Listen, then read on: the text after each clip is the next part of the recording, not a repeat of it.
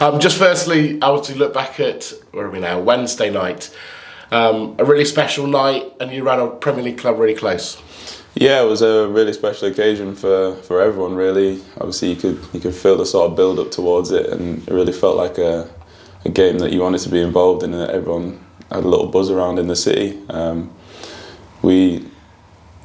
thought we were actually maybe the better side at most parts of the game, and you said the difference between teams above and teams below is the clinical side of it, and that's what came as unstuck. I've had a chance, and we've had a couple of good chances as well. I think if we put them away, it's a different story, and we're all talking about the next round. But that happens, and I was buzzing over the occasion, and I'm sure all the fans loved it as well. Like you said, it was all very narrow margins, wasn't it? And they had a keeper who made a couple of exceptional saves.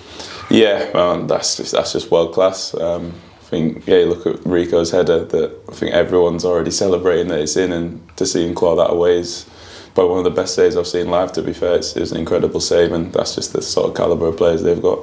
Ask you about yourself. You've had to be patient to get your chance to start in games. Has that been difficult? Yeah, well, that's football. With such a good, talented squad like this, there's so much competition for places, especially in the position that I like to play in centre mid. So you've got the two Ethans that are playing out of their skin at the moment. So it's only respect towards them, and they're keeping the shirt at the moment. Been having to play out of position to get in the team, but I'm a team player, and I'll play wherever I'm needed to help the team out, and I'll give it my best shot. Yeah, Mark Kennedy has said about all the positions in the past that, the players who are performing well are only performing well because they know there's somebody trying to take the spot off them in the nicest possible way. Yeah, well, that's football. If you get in the team, you have to keep performing well, because there's always people on the bench that'll come on and well, that can take your spot, really. Sort of a dog-eat-dog world in football. You either perform and play, or you're on the bench. It's simple as that. And what about the league campaign? Want to sort of kickstart it again and move on, really? Yeah, as much as it was a great night last night, the football changes quickly. Like today, we've got match prep going into the game tomorrow, so we have to focus on Cheltenham now and focus on starting well and getting 3 points. And I guess the thing to guard against is we've had that big match atmosphere, the emotion that's gone into the game on Wednesday. What you don't want is to have a bit of after the Lord Mayor show and it feel very different for the team on Saturday. It's a massive game against Cheltenham. Yeah, of course, it's just as big as the West Ham, if not bigger. With places we want to go in the league, we want to be winning games like tomorrow. And yeah, as you said, we can't have a hangover from Wednesday. It's done now, as much as it was a great occasion. But I'm sure all the lads' heads will be on Saturday now, because it's a great group here. And how aware are you as a group of players of the record Cheltenham's got at the moment? It's got a lot of publicity, not having scored a goal so far this season. Yeah, well, look, I could be down to many things. What's going on now, I'm not sure, but we're just going to focus on ourselves and focus on doing the job that we want to do, executing the game plan and getting 3 points. You asked about the position you've been playing of late in that sort of front three. Yeah. Has that been a readjustment? Have you played that in the past? No, not really, no.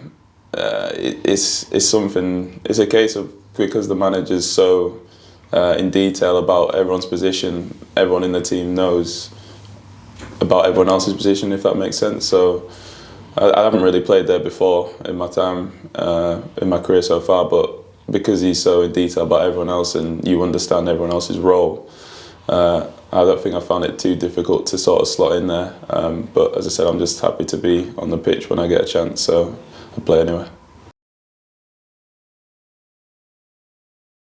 I hope I don't kill this podcast, by the way. When it eventually came about that Lincoln had an interest in me, I remember ringing my agent going, "You're not going to believe who's rang me."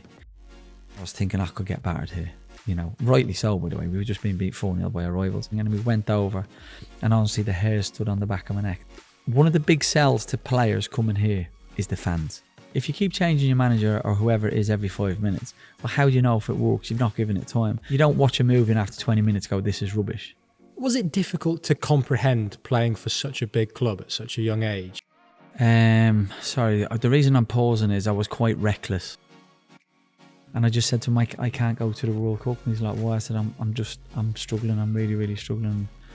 And I basically just burst into tears, and he gave me the biggest hug in the world. I think a lot of people probably see my career, if I'm being honest, as probably underachieving. May 2022, you are named as head coach of this club. Has it been everything you'd hoped? Everything you wanted?